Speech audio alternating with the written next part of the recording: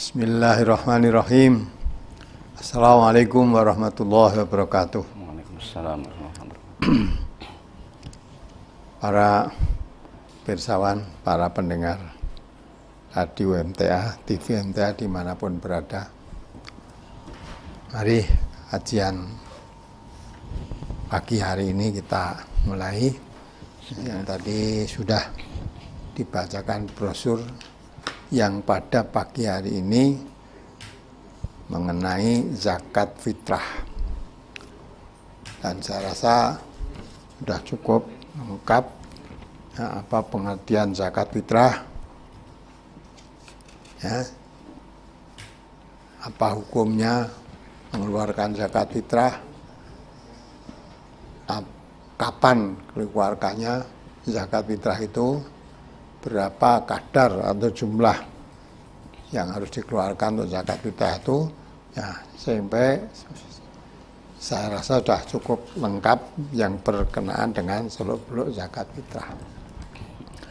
Jadi kalau kita kembali untuk masalah puasa Ramadan ya, ini masih ada kaitannya. Jadi sekarang zakat fitrah masih ada kaitannya dengan puasa bulan Ramadan. Justru zakat fitrah itu hanya khusus dikeluarkan ya, ini setelah akhir-akhir bulan Ramadan ini kewajibannya. Kalau sudah selesai bulan Ramadan, tidak ada puasa Ramadan lagi, dan tidak ada istilah zakat fitrah, itu sudah tidak ada. Oleh karena itu, karena tujuan puasa Ramadan itu la'allakum tattaqun, supaya kamu menjadi orang yang bertakwa, maka hal-hal yang berkenaan tersangkut paut dengan Ramadan ini kita berikan semuanya. Itu merupakan suatu rangkaian yang tidak bisa dipisahkan agar tujuan puasa kita sampai kepada tujuan, yakni menjadi orang yang bertakwa kepada Allah.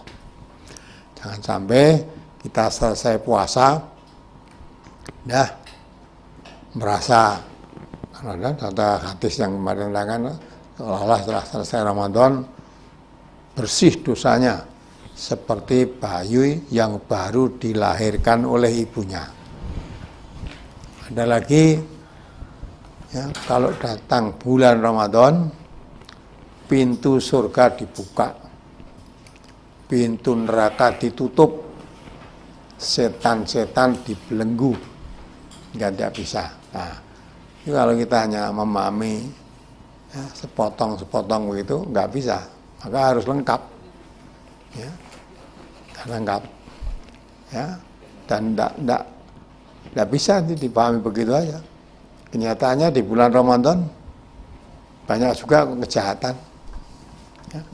Apalagi sekarang beritanya di beberapa daerah malah ada pencuri, ada rampok, ada begal dan sebagainya.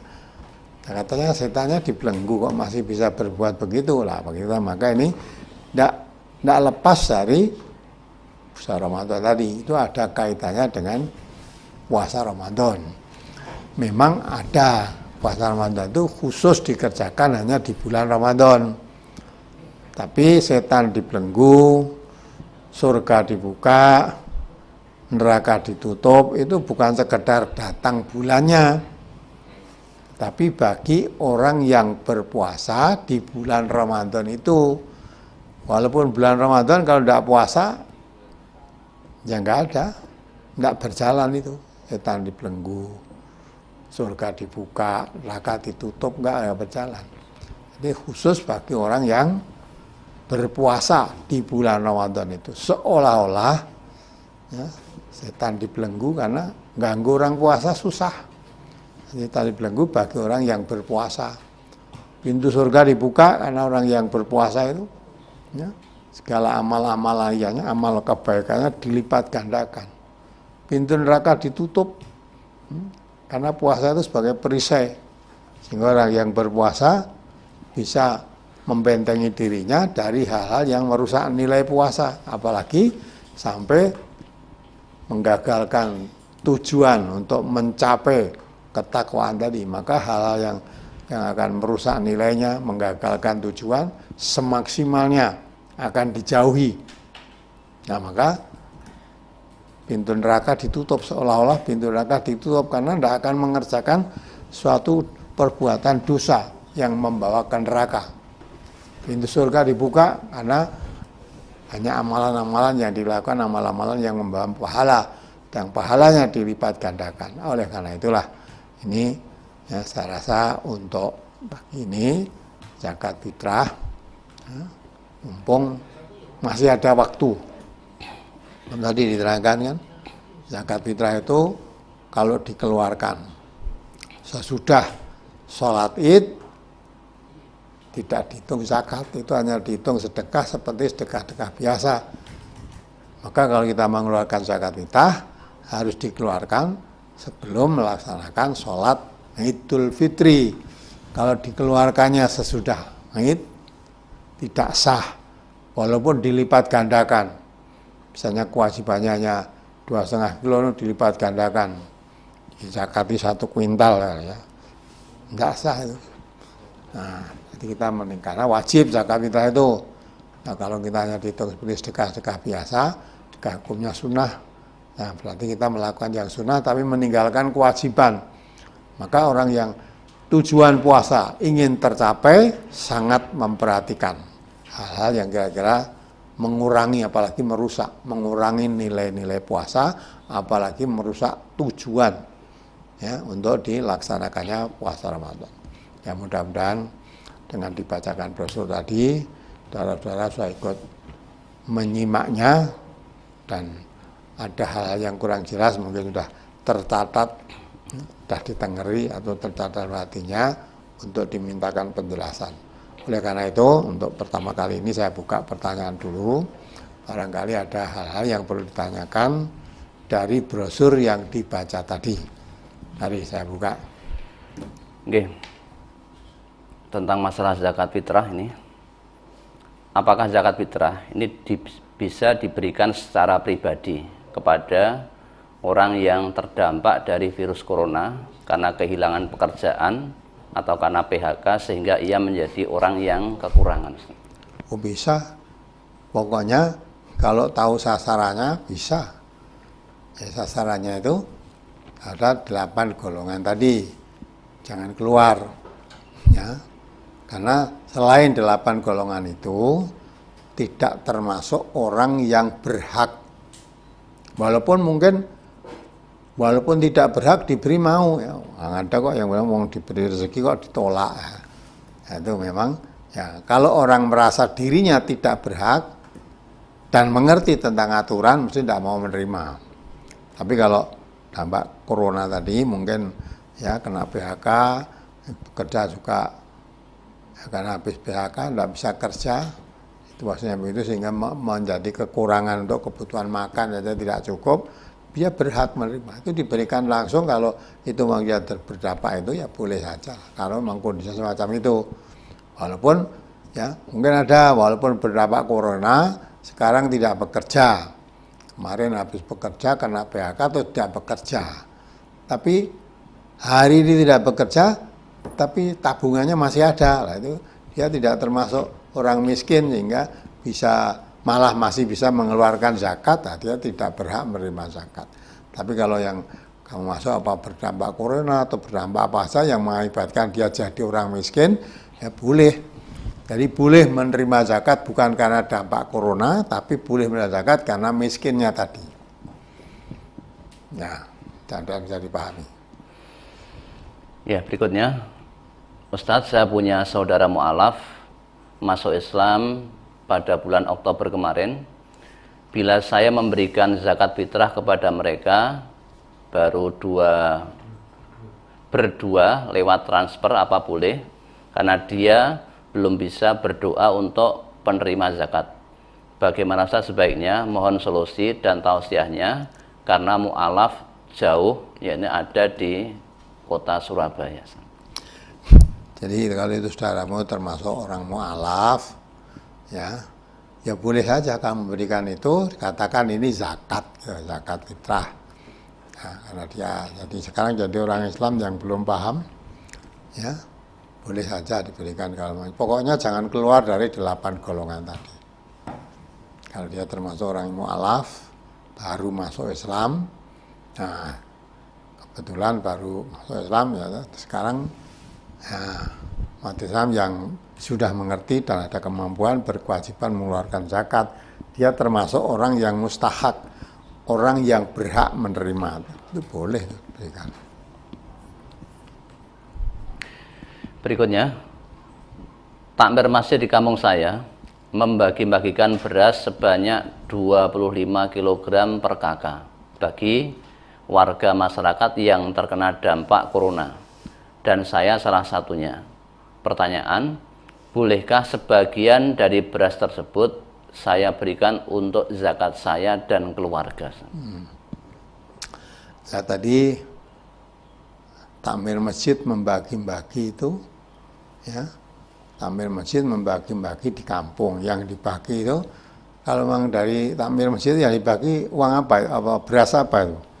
Kalau beras zakat fitrah, ya tidak boleh dibagikan zakat fitrah walaupun karena corona. Pokoknya kita harus kalau memang memberikan itu harus tahu sasaran zakat fitrah sama dengan sasaran zakat biasa. Nah, karena ada corona terus orang tadi menjadi miskin, boleh aja diberikan saja, boleh. Tapi kalau walaupun ada corona sekarang, pandemi corona belum selesai, dia tidak merasa jadi orang miskin, ya andai kata takmirnya masjid tadi membagi-bagikan beras, itu beras zakat, dia tidak berhak menerima. Nah, maka itu akhirnya, nah karena dibagi-bagikan, maka apa tadi ya. Nah sekarang kamu malah merasa kewajiban membayar zakat, ya, maka dikeluarkan dari beras yang dibagi-bagikan tadi untuk kamu keluarkan zakatnya. Nah, maka yang saya tanyakan, Pak takmir masjid membagikan tadi yang dibagikan itu beras apa atau beras zakat? Kalau beras zakat termasuk kamu tidak berhak menerima, ya, tidak berhak menerima. Karena kamu tidak termasuk orang yang mampu. Jadi ini ya perlu saya paham sekali lagi, yang berhak menerima zakat itu tidak ada hubungannya dengan corona. Ya, corona kan baru sekarang, jadi bukan dengan corona. Jadi jangan sampai karena ada corona terus membagi zakat pada orang kampung itu tidak. Ya, yang berhak menerima zakat kalau dampak corona itu dia menjadi miskin atau menjadi fakir, lah dia boleh. Ya. Kalau walaupun dampak corona dia tidak menjadi miskin dan fakir, dia diberi sebagai apa? Ya, yang diberikan tadi beras dari mana? Kalau beras zakat tidak boleh dibagikan untuk orang corona, tidak boleh. Tapi bolehnya dibagikan pada orang miskin walaupun tidak kena corona. Ya, mudah-mudahan bisa dipahami. Misalnya kalau beras tadi merupakan bantuan dari pemerintah atau dari para agnia, itu boleh diterima enggak saat kemudian dijadikan untuk zakat? Ya boleh kalau memang ya dari pemerintah, ya, atau dari agnia memberikan kamu hadiah lah, ya boleh saja. Apalagi kalau kamu merasa membutuhkannya, diberi boleh aja. Seperti yang terakhir tadi ya, coba dibaca hadis tentang Umar bin Khattab tadi. Ya, halaman 12, boleh menerima pemberian yang tidak meminta. An Salim bin Abdullah an Nabihi anna Rasulullah sallallahu alaihi wasallam yu'ti Umar bin Al-Khattab radhiyallahu anhu al-ata'a. Fayaqulu lahu Umaru, a'tihi ya Rasulullah afqara ilaihi minni. Faqala lahu Rasulullah sallallahu alaihi wasallam, khudhu fatamawwalhu aw tasaddaq bihi. Wa ma ja'aka min hadzal mali wa anta ghairu musrifin wala sa'ilin fakhudhu wa mala fala tutbi'hu nafsaka. Qala Salim, famin ajli zalik kana ibnu Umar la yas'alu ahadan syai'an wa la yaruddu syai'an u'tiyahu. Rawahu Muslim. Dari Salim bin Abdullah dari ayahnya, yakni Abdullah bin Umar, bahwasanya Rasulullah sallallahu alaihi wasallam pernah memberi pemberian kepada Umar bin Khattab radhiyallahu an. Lalu Umar berkata kepada beliau, berikanlah kepada orang yang lebih membutuhkan daripada saya. Lalu Rasulullah sallallahu alaihi wasallam bersabda, terimalah saja sebagai hartamu, atau kamu bisa bersedekah dengannya. Dan apa yang datang kepadamu seperti pemberian ini, sedang kamu tidak menginginkan dan tidak memintanya, maka terimalah. Adapun yang tidak begitu, maka janganlah kamu menuruti nafsumu. Salim berkata, oleh karena itu Ibnu Umar tidak pernah meminta sesuatu kepada seseorang pun dan tidak pula menolak sesuatu yang diberikan kepadanya. Nah, jelas ini. Jadi kalau ada orang memberi, kamu tidak minta, tidak mengharapkan, kamu diberi, terimalah. Karena ada diberi kepadamu, berarti barang yang diberikan kepadamu itu menjadi hakmu, menjadi hartamu. Nah, setelah menjadi hartamu, mau kamu sedekahkan pada orang lain ya boleh, ya. Kamu tadi belum mengeluarkan zakat fitrah, kebetulan ini zakat fitrah, kamu keluarkan zakat fitrah ya boleh, wong itu menjadi hartamu, ya, menjadi hartamu, ya. Jadi jangan menuruti hawa nafsu. Tadi kan Umar diberi tidak mau menerima, malah nyuruh berikan saja kepada yang lain yang lebih berhak daripada saya. Mungkin itu akhirnya saya orang mampu, ya.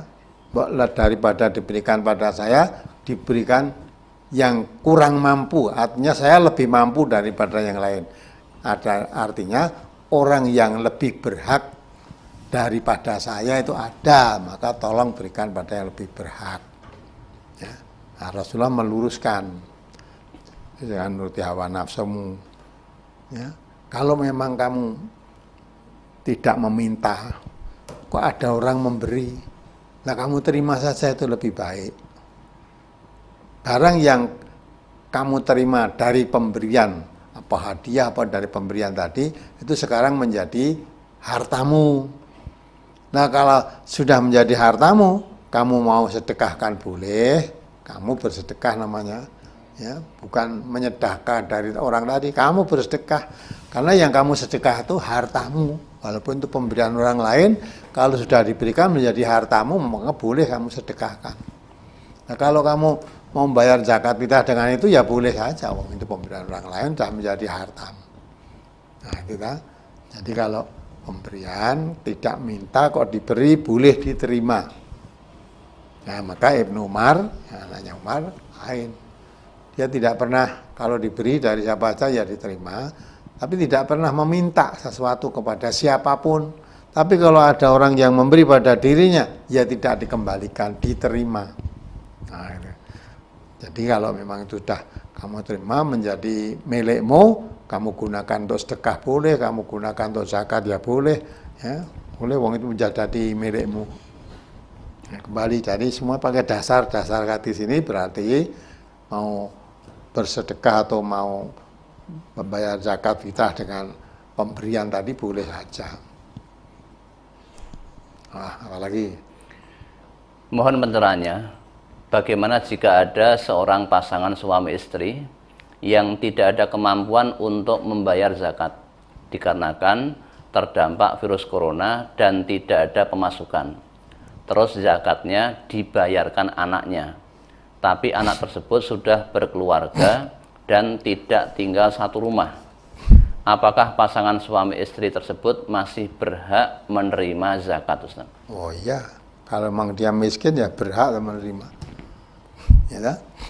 Adapun anaknya tadi merasa berkewajiban, wong ini orang tua saya, ya orang tua saya. Nah, karena orang tua saya miskin tidak punya, saya sebagai anaknya mampu, nah berarti merasa ini tanggungan saya. Tanggungan saya. Maka untuk kewajiban bayar zakat, ya dibayarkan oleh anaknya, boleh itu. Ya. Tapi karena memang tidak mampu, ya, dia tentu tidak akan mengeluarkan zakat, wong tidak mampu. Lah anaknya yang mampu membayarkan zakatnya, orang tuanya tadi ditanggung, boleh saja, tidak salah itu, boleh. Karena anak, ya, masa anaknya mampu, orang tuanya nggak mampu, wajiban zakat fitrah bisa bayar, anaknya nggak mau bayar. Ya, padahal ketika anaknya ikut orang tuanya, ya, zakat fitrah, tidak hanya zakat fitrah, segala kebutuhan termasuk zakat fitrah itu, ya, karena itu tanggungan orang tuanya, dibayari oleh orang tuanya. Lah sekarang orang tuanya tidak mampu, anaknya mampu, ya menjadi tanggungan anaknya kan. Ya, zakat fitrah untuk orang tuanya boleh, sah itu, insya Allah sah. Nah terus orang tuanya menerima zakat fitrah boleh apa tidak? Lah kalau dia orang miskin boleh kan, ya, orang miskin. Nah tadi bayar zakat, yang bayar zakat fitrah tadi kan anak saya dibayari oleh anak saya tentang zakat fitrahnya. Nah sekarang saya dapat bagian, ya, zakat fitrah diberi oleh panitia zakat fitrah tempat, boleh saja diterima. Untuk kebutuhan, untuk makan loh, dia termasuk orang miskin tadi, tidak ada masukan, ya, udah boleh untuk kebutuhannya. Ya, mudah-mudahan dipahami. Jadi yang penting ya untuk zakat fitrah atau zakat, kita harus paham 60 surat Tobat ayat 60, ya, orang yang berhak ini, bukan wajib ya, berhak menerima zakat. Ya kalau dia walaupun berhak menerima tidak diberi, ya jangan menuntut atau tidak diberi kok, ya. Tapi kalau kamu diberi, memang kamu orang berhak, ya, diterima boleh, wong kamu termasuk orang yang berhak menerima. Berhak itu bukan wajib menerima, ya. Wajib menerima, kalau tidak menerima dosa kan. Tapi kalau berhak menerima, ya kalau ada yang memberi, dia menerima itu hak saya. Ya, kalau ternyata tidak diberi, bukan wajib menerima, ya. Nah, kalau wajib menerima, kalau tidak menerima malah dosa. Ya. Nah, yang wajib itu yang mempunyai kemampuan, wajib mengeluarkan zakat fitrah. Nah, lah yang tidak mempunyai kewajiban zakat fitrah, dia menjadi berhak menerima karena tidak mampu tadi. Maka itu hukumnya kalau diberi ya diterima, kalau tidak diberi ya tidak usah. Ya, tidak usah marah-marah wong memang tidak diberi. Ya, apalagi? Bagaimana pembagian zakat ke warga kita? Sebagian warga kita kurang mampu dan berhak atas zakat fitrah. Namun beliau juga memaksakan diri membayar zakat ke kami, yaitu sukarelawan zakat. Jadi kita boleh tidak tetap memberikan jatah zakat. Nah, kamu melihatnya gimana? Kamu melihat tidak mampu, padahal dia mengeluarkan zakat. Ya? Lalu dia mengeluarkan, kok kamu hitung tidak mampu, kamu lihat apanya? Kalau dia mengeluarkan zakat, berarti mampu. Ya, mampu. Nah, kamu melihat, loh, orang yang nyambut gawe kok mengeluarkan zakat lah. Maka bisa saja saat ini tidak nyambut gawe, tapi ketika dia aktif kerja kemarin, masih punya tabungan. Sehingga kewajiban zakat fitrah pun dia masih mempunyai kewajiban karena ada kemampuan gitu. Ya. Nah, kalau tidak ada kemampuan, walaupun memaksakan diri ya tidak mampu. Apalagi orang Islam kok zakat memaksakan diri kan tidak mungkin. Model terpaksa itu harus tidak ada. Ya. Sebetulnya saya nggak ada kemampuan tapi terpaksa harus bayar zakat. Tidak sah malah bayar zakat terpaksa itu gimana? Wong Islam itu aturannya jelas. Kalau kamu mampu, wajib bayar zakat. Kalau tidak mampu, tidak wajib bayar zakat, tapi berhak menerima zakat. Gitu. Berhak, kalau ada yang memberi zakat pada kamu, kamu berhak menerima, memang kamu tidak mampu, miskin. Ya. Tapi kalau kamu mampu, ya, wajib membayar zakat. Lah kamu mengatakan kok tidak mampu, tapi kok kamu lihat memaksakan diri bayar zakat. Lah kamu taunya memaksakan diri gimana? Kalau memang tidak mampu dipaksa-paksa ya orang mampu, memaksakan diri itu. Orang Islam itu ya zakat itu suatu kewajiban, nggak ada kok merasa memaksakan diri. Wong kalau tidak mampu aja tidak wajib kok memaksakan diri. Nah, gitu kan? Jadi kamu apa dasarnya apa kamu mengatakan tidak mampu tapi memaksakan diri? Nah, kalau memaksakan diri terus jadi mampu, ya tidak ada toh orang Islam melaksanakan ajaran Islamnya terpaksa itu kan nggak ada. Inna sholati wa nusuki wa mahyaya wa mamati lillah. Semua itu hanya karena Allah. Ya. Kalau saya tidak mampu, tidak bayar zakat, Allah tahu memang saya tidak mampu. Yang memberikan kemampuan karena Allah. Nah, saya tidak bayar karena tidak mampu, Allah tahu juga. Tapi kalau saya tidak, terus memaksakan diri, utang-utang lah, tidak boleh begitu. Untuk bayar zakat fitrah memang ngumbangan rekoso, akhirnya untuk bayar, ya itu memaksakan diri utang, bayar zakat fitrah tadi. Ya, itu nggak boleh begitu. Ya, apalagi? Sekolah anak TK saya sudah selesai. Untuk biaya pembangunan masih berhutang. Apakah zakat mal saya bisa diserahkan ke sekolah? Nah, maksudnya gimana? Jadi dia punya anak TK, sudah selesai TK-nya, tetapi biaya pembangunannya, biaya uang gedung itu masih dia belum mencukupi, dalam arti dia belum melunasi. Oh, tersisa ya. Kok belum lunasi piye? Ada tersisa, tak kira gue bayar uang gedung cik turah lah gitu. Misalnya bayar uang gedungnya ya 5 juta banyak. Lah ternyata anak wis lulus sekolah ya disiapkan dananya lebih dari 5 juta, berarti masih tersisa toh. Karena kuwi mau jane ora tersisa. Uang gedungnya kurang, belum lunas gitu. Nah, kalau memang belum lunas karena mempunyai kewajiban bayar uang gedung ya jadi lunasi. Syarat mlebu kemarin ya, apa sampai lulus kok belum bisa lunas? Nah, karena memang mestinya belum ada kemarin belum lunas. Nah, sekarang sudah lulus tapi ada uang untuk melunasi. Belum lunas berarti kan utang itu. Kesanggupan bayar uang gedung 5 juta, kemarin baru saya bayar 2,5 juta, berarti masih kurang kan? Masih kurang.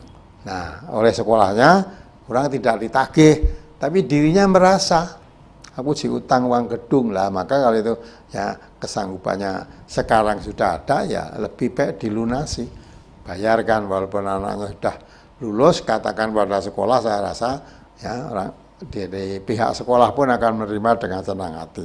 Jadi orang tua ini betul-betul ya menepati janji. Karena saat sekolah ini masuknya anaknya harus bayar sekian, ternyata setelah ada ya dibayar betul walaupun sudah lulus anaknya. Jadi dibayarkan lebih baik karena merasa masih punya hutang. SPP barang gitu. Jadi anak kadang-kadang sekolah kan nanti lulus SPP-nya kurang. Ya, malah bayar SPP setahun. Nah, bareng lulus merasa lunas, ya alhamdulillah wis lunas serta bayar SPP. Lepanjen anak lulus sekolah, kowe orang bayar SPP sekolah anakmu iki, tapi bayar SPP ketika anakmu sekolah itu lah tertunda karena belum punya. Jadi kamu kewajiban bayar itu. Nah, gitu ya. Nah, kalau memang mau diminta ya bilang aja kepada sekolahnya, ya bilang ada kekurangan uang gedung anak saya yang kemarin kurang, tapi anak ada lulus, kalau diikhlaskan ya saya minta tidak saya lunasi lah gitu, boleh itu. Kalau memang mampu dilunasi ya lebih baik. Udah? Berikutnya, tentang batasan seseorang yang menerima zakat untuk fakir miskin. Boleh tidak untuk fakir miskin tadi mendapatkan double karena lebih membutuhkan dari keluarga yang lain? Lebih membutuhkan? Maksudnya Dari gimana? Maksudnya dia kondisinya lebih memprihatinkan daripada yang lain, kemudian diberikan bagian double begitu. Nah, ini tampaknya kurang paham juga. Zakat fitrah itu kok bisa beri double, itu bagiannya berapa? Ya, kalau wajib mengeluarkan zakat fitrah ada ukurannya. Per orang itu, ya, tadi dah 1 sok atau 2,5 kilogram makanan pokok atau 3 liter ya. Itu yang wajib yang mengeluarkan. Bagi yang menerima itu nggak ada batasan. Mau menerima banyak juga boleh, apalagi untuk gharim tadi misalnya, ya, untuk gharim punya utang, Mbok Tumi kamu beri dia untuk membebaskan utang kok cuma diberi zakat fitrah, ya, 2,5 kilogram dibagikan karena orang kampung menerima 2,5 kilo diberikan zakat. Ya ora kena gharim tadi ora iso nutup. Untuk rikop juga, jadi rikop itu untuk memerdekakan budak. Nah, berapa ukurannya? Nah, tidak ada ukurannya. Ya ukurannya berapa? Budak itu supaya bebas dari perbudakan, dia menebus dirinya kepada majikannya itu berapa? Nah, maka itu, ya kok bisa menerima double, ukurannya piro. Jadi kalau si penerima itu nggak ada ukuran. Yang mau menerima 3 kilo boleh, 3 kuintal boleh, gitu lah. Apalagi orang miskin. Ya, orang miskin. Tapi saya lihat orang ini ada bisa usaha. Nah, maka untuk kali ini saya berikan zakat tadi yang banyak di samping untuk kebutuhan makan ini supaya bisa untuk usaha, beri modal untuk usaha. Nah, sehingga kalau sekarang dia berhak menerima zakat dengan kasih modal ini, tahun berikutnya wajib mengeluarkan zakat. Nah, maka itu kembali kalau si penerima itu tidak ada batasan harus sekian, itu nggak ada. Jadi menerima double tadi, ya, kok bisa menerima double ya tiap orangnya berapa kan itu. Nah, kalau double dari biasanya boleh saja. Kibasannya warganya akeh, ya, anak 5, yang lain memang dibagi kampung yang nggak punya cuma dibagi 2 kilo atau 2,5 kilogram. Lah ini anaknya banyak, ya, diberi jatah lebih banyak boleh, tidak salah itu. Ya, jadi nggak ada ukuran.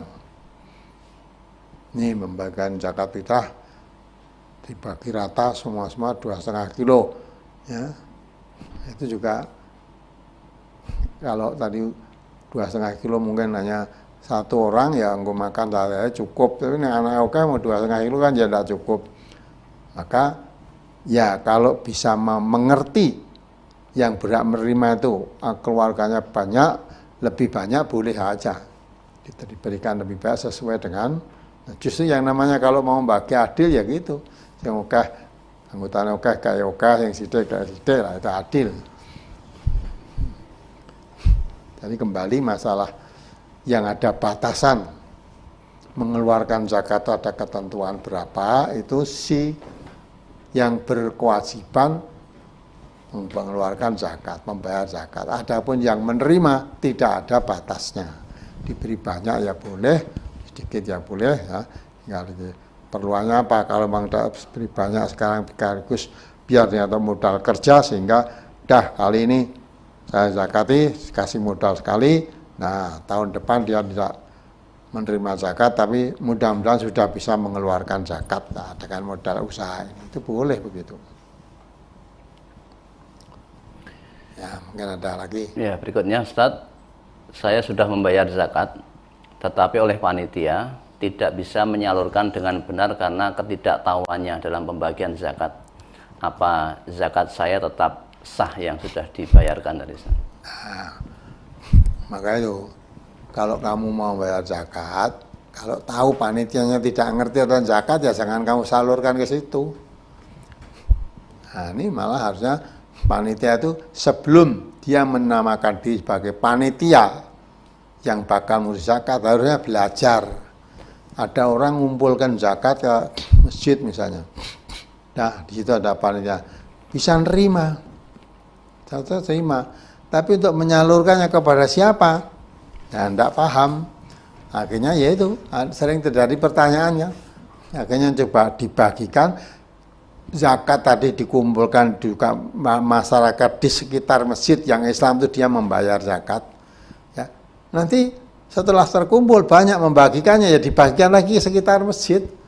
Nah akhirnya kan tadi beras dari saya tak dibalikan lagi oleh panitia kepada saya, kan namanya itu tidak menyalurkan zakat itu ya. Wong zakat sok aku kok dikek aku neh itu gimana? Lama maka itu mau jadi panitia zakat harus belajar tentang seluk-beluk zakat.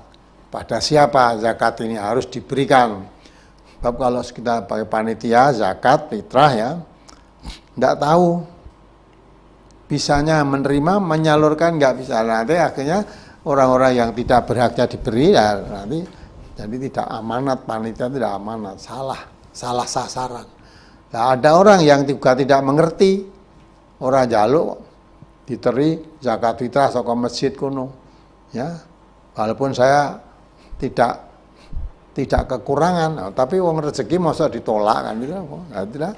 Nah kalau dia orang mengerti, ya dia mengerti, oh sing itu ini zakat fitrah nih, sampaikan, Mas, kalau panitia tadi, minta maaf ya, saya tidak berhak menerima zakat fitrah ini, karena saya tadi juga menyetorkan beras ke masjid tadi ya saya. Untuk keluarga saya tak setorkan situ. Lah sekarang kalau kembalikan lagi ke saya berarti pada kalau zakat saya tidak diterima nih. Ya, kalau ini salurkan kepada saya, ya saya tidak berhak menerima zakat. Nah, maka itu panitia itu harus paham. Ya, jangan mendawik diri dari panitia, bisanya menerima setoran-setoran beras, tapi setelah membagikannya tidak tahu. Akhirnya supaya habis, apalagi ada pendapat bahwa zakat fitrah harus tersalur sebelum sholat id. Nah, malam itu dibagi-bagikan. Nah, karena bagikan udah banyak, akhirnya dibagi siapa aja yang mau menerima udah. Nah, itu tidak tepat begitu itu. Tidak tepat. Memang yang wajib mengeluarkan itu ya sebelum sholat. Sudah selesai sholat, tidak boleh panitia menerima zakat fitrah setelah selesai sholat, orang mengeluarkan zakat fitrah tadi, ya, beritahu, hal ini dari kamu, ya, habis sholat dari lapangan, malah baru kamu serahkan, kalau itu zakatmu, ketahuilah kamu belum zakat, ini tak terima, kalau sedekah tak terima, lah gitu.